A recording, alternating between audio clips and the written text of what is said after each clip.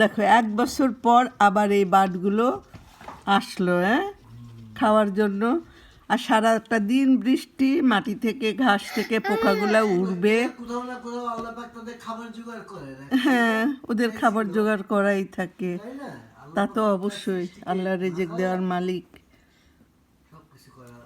এলাকাটা দিয়ে ঘুরে বেড়াচ্ছে, এ মাঠে ও মাঠে বসে বসে খাচ্ছে। আমাদের এখানে খাবার দিয়ে দিয়েছি আমি, ওরা এখানে এসেও খাচ্ছে মাঝে মাঝে। আয় পাখি।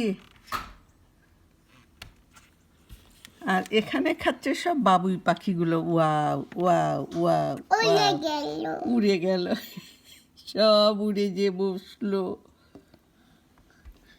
হ্যাঁ, আবার নামছে, দেখছো? হ্যাঁ, কি সুন্দর না?